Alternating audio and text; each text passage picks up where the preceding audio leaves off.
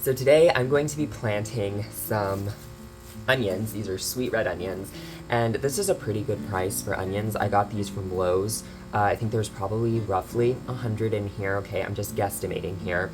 And I got that for $5. Now, comparing to what you get in the grocery store for $5, this is really great. And what I was really excited about with this is that these are called sweet red onions as opposed to just red onions. Sweet onions are supposed to do really well down here, but the last couple of years I've been planting onions. The sweet onions that did well did really well, but I had a lot of them just kind of shrivel up and die for some reason.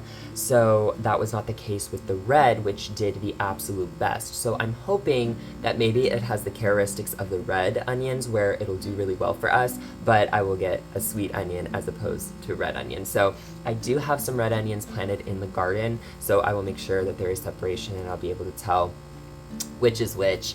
I'll plant them just a little further down, and then I'll probably put in a border of, I could put in some marigolds or something, so I can just see that these are the sweet ones and these are not, and I'll just keep them separate. But that'll be exciting to try and see how those do.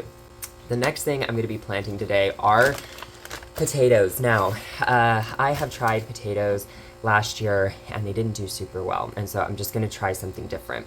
So I did them in grow bags, and I don't know if they didn't get enough water. I don't know if they were too dry, too wet. I don't know. I genuinely don't know. But it felt like a lot of the potatoes just dissolved into nothingness. And when I was digging around, there was no evidence that I had even planted a potato in a bag. And so I don't think I even broke even necessarily last year. So I'm just going to do it on a little bit of a smaller scale, and I'm going to do it out in the ground.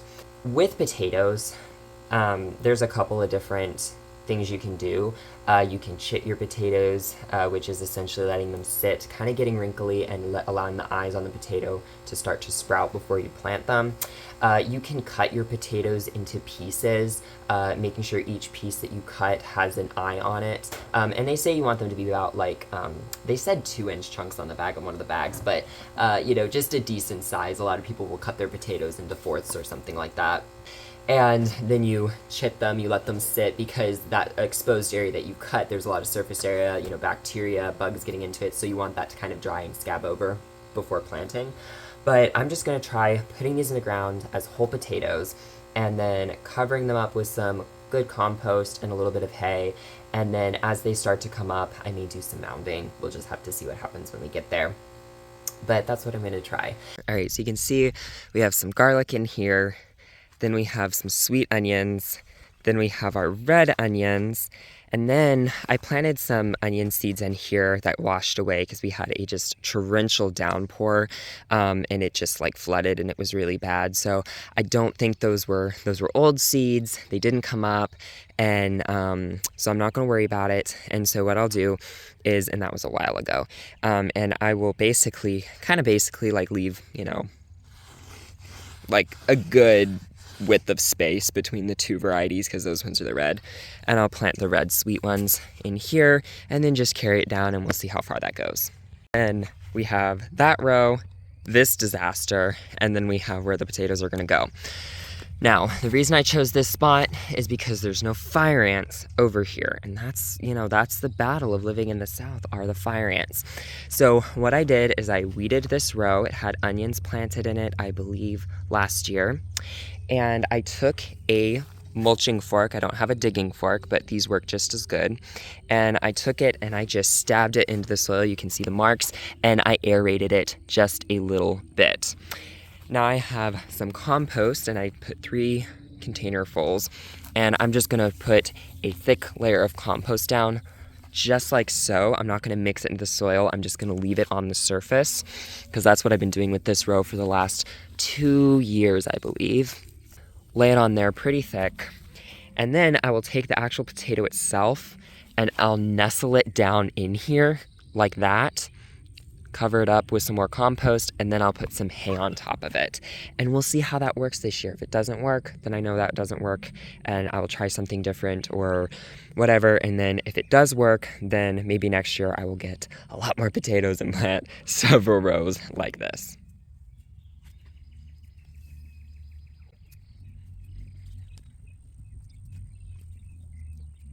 I forgot to turn the camera on, that's okay. I got them spaced, and they're roughly a little more than 12 inches in some spaces.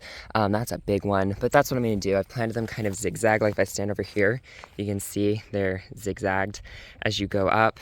And these are all the Kennebecs. So that's quite a few. I have one left right here, and I wanna plant it basically right where that collard green is. So I'm gonna rip that out and give it to the chickens, put a little compost there, and basically put it like right there is where it'll go, kind of like right in there. And then I will plant from here down, I will plant the blue potatoes, or purpley blue, I can't remember what the name is, off to something blue. But I'll plant those after I get these weeds pulled. And I probably should pull that collard green out too.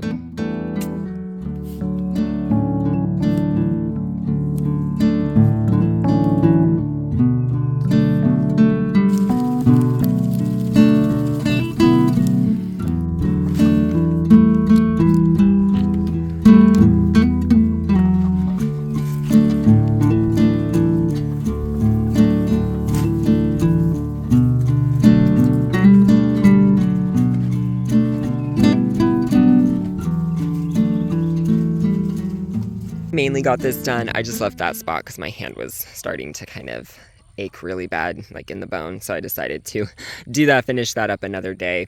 But I got enough done that I can get the rest of the potatoes spread out. So these are the Adirondack blue potatoes, which those are just so pretty. Like, they really are. The blue, it's gorgeous. So we have those all in here, and this was a 3-pound bag, and I got 17 seed potatoes, and then the Kennebecs back here.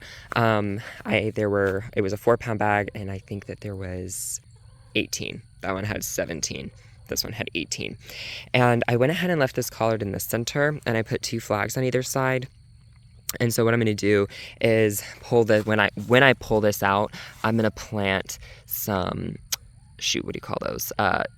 Zinnias in here. That'll get kind of tall. So that will break up the 2 varieties. And then I'll repeat that over on the onions over there. So you can see where those flags are. I'll put zinnias in there, and then I'll plant the sweet red ones over there on that side.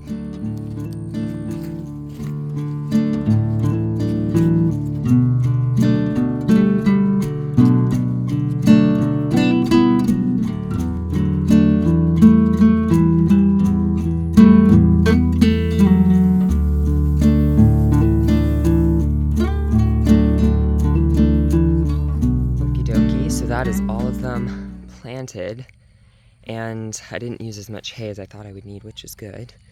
And they are all ready to go, and I won't water them in because we're supposed to have torrential downpours tomorrow, and so I'll just let the rain do the work for me. But here's to hoping, fingers crossed, that we get a good harvest this year.